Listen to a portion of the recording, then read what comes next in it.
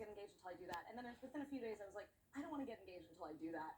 And are you an adventurous person by nature? Yeah, do you camp? Do you glamp? Like, what do you do? I do. I love rock climbing. I love going on long adventures. I've owned a camper van, and so I love doing all sorts of stuff. So you're like in tune with nature and the outside world. Yeah, absolutely. So it was over 100 degrees when you got there. Yeah. You were digging, hauling buckets of dirt. How did you know where to start? Is there a class? Is there a guide? Well, how did you know where to go? When I did this research after I graduated, I decided to go do something. It was like, the top 10 places to do it in the world. 9 out of 10 are dangerous and illegal, and then number 1 is Arkansas. And it's super affordable. What did you Google, like how to find your own diamond? Well, yeah, it was like, where are diamond mines? Where can this be done? And there just weren't a lot of options, but I kept digging. And Arkansas came up. Arkansas came up, and then I did a bunch of research on how you dig, how diamonds are formed, just to give myself the best chance. But who owns that land? Arkansas owns that land, and you pay like $15 a day to dig, and then anything you find is yours. Yeah. Hey. What? Yeah. Okay, let's go, everybody. Let's go. Okay. Yeah. God bless Arkansas. Okay. So you pay your $15. You're out there digging. Yeah. It's 100 degrees, and someone stole your shovel. Is that true? That is true. Yeah. And I was camping. I didn't have a car, and so replacing it immediately wasn't really an option. So for the rest of that day, because I didn't want to waste the time, I dug with my hands, and then I walked several miles into town to buy a new one the next day. Like, I didn't spend the rest of the time digging with my hands, but... Okay, yeah. You're digging with your hands. Yeah. You go get a shovel. It's 100 degrees. At any point, did you think this was a bad idea? No, it was exactly what I wanted. I wanted something really, really hard to I was so sick of staring at computers and long nights working. So this was liberating for you. Yeah, totally. Okay, so on your very last day of how many days? 21.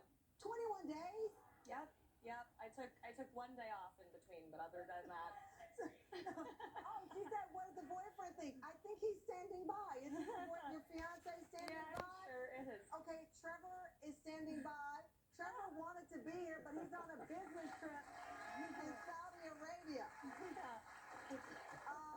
Trevor, I know you wanted to be here. You're in Saudi Arabia. Our audience member so eloquently yelled out. What were you thinking? She's there for 21 days, Trevor. Well, first of all, thank you, Tamara, for having me on the show. Hi, Michelle. Hi, studio audience. What am I doing here? Listen, I was thinking to myself, originally, this is one of her harebrained schemes. This is what Michelle does. She comes up with ideas. We've tried to make them happen. This one will blow over. And sure enough, it did not. Over time, she kept coming back. And about halfway through this trip, I was like, Michelle, what's it going to take to, like, get you to come home? Do I need to fly out there and, like, drop a diamond in the dirt? Are you going to find it? You're like, oh, there it is. Like, what do we need to do? And she said, no, I'm going to stay here until I come home with one. And so what I was I bet you this is why you fell in love, because that's the type of personality. So you're there, Michelle, you're digging, and it's the last day. You're digging. You're not giving up. Yeah. And then what happens? You saw something. Yeah. I looked down, and I'm like, it's glass that's been painted with silver. Like, that's been found before. I saw somebody else find something like that, so I was like, don't get excited. So that's what it was.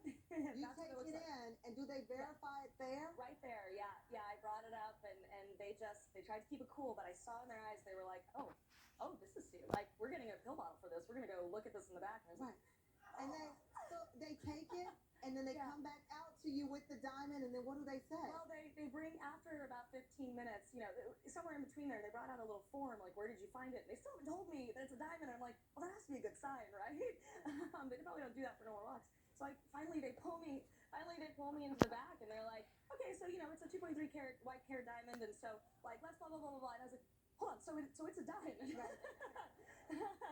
Yeah, and I have Trevor in one headphone, and he's screaming in my ear, and I'm just like... So now Trevor's on board. Now.